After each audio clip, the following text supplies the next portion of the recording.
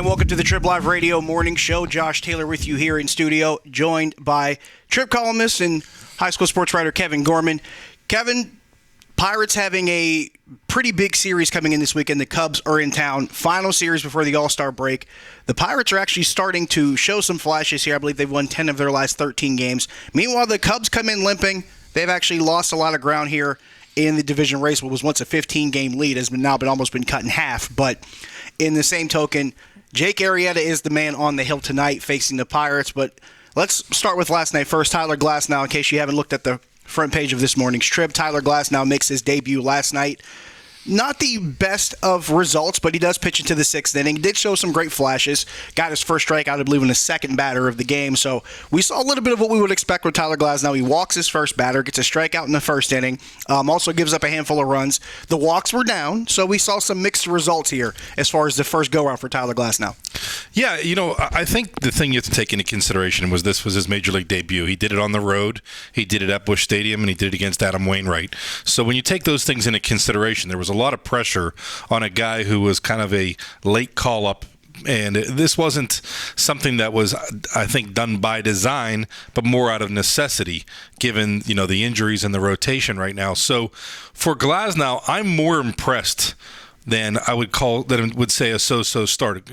Granted, he gave up a 3-run home run, which was really the difference in the game. But when you look at what Jameson Taillon did in his debut, and I just looked this up, 6 innings, 3 runs on 6 hits, 2 walks, and 3 strikeouts.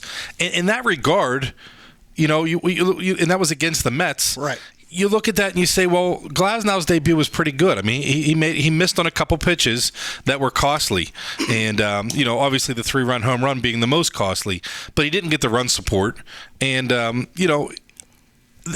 were in the middle of a 7-game winning streak. It was a 7-game win streak. So that's the pressure he also walks into with that, trying to keep that streak, trying to close out the series against the Cardinals. But I'm more impressed than anything. I think people tend to look at Taillon and see what he did as his second start was the one where he went 7 plus or 8 hitless innings. Right. And so I'm more interested to see if Glasnow stays up and how he does in his next start, how he rebounds from this loss in his debut, because I think there were some promising signs. Now, you mentioned how Glasnow started against Wainwright in his debut. Chad Kuhl faces Clayton Kershaw in his debut. So they're bringing up these young guys, and they're not just giving them, a home start against the other team's number 5 pitcher. They're throwing him into the fire against some pretty quality arms here. Against aces. Yes. You're asking guys who've never pitched in the major leagues to go up against another team's ace, and some of them have done it on the road,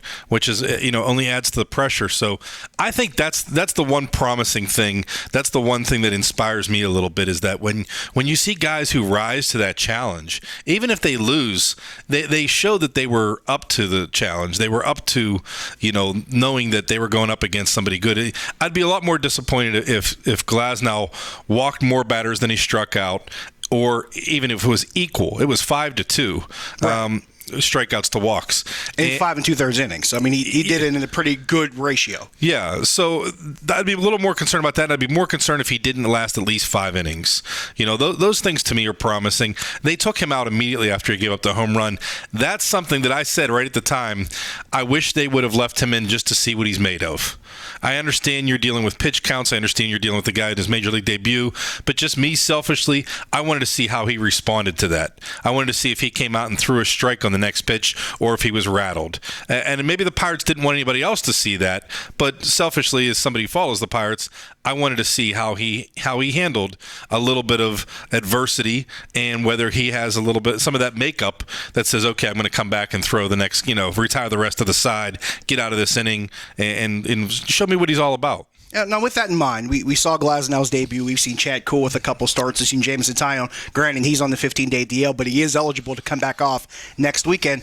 But for your money, in your opinion, how does this rotation stack up for you in the second half? Who's in, who's out?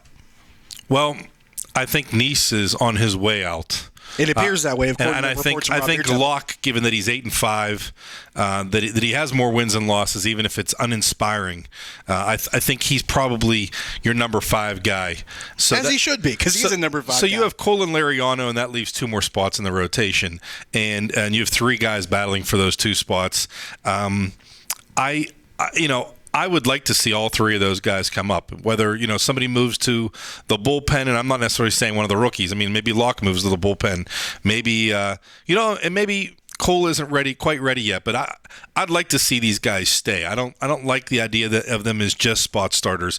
I'd like to see them stay in the rotation. I think that's why the Pirates didn't invest greatly in starting pitching in the offseason, even though it appeared to be something that was a premium for them. Right. It appeared to be something that they needed to do, but I think they thought, hey, we're going to have these guys up sooner than later, no later than the All-Star break. I think they came up a little sooner than they expected, but I think we're going to see these guys in the rotation. I'm not sure if you're going to see 3 rookies in the rotation at once, but I'd like to see, maybe one of them goes into long relief. Maybe Locke moves into a different role. I don't know, but I think this is the showing John Neese the exit door. There's already talk that he could be getting on the trade block. We have heard reports that the Pirates were quietly shopping him, according to Rob Beertemple of the Trip. So that's something we'll keep an eye on. Plus, the progress of these younger pitchers will be something that's a target of at least our scrutiny as we go along here.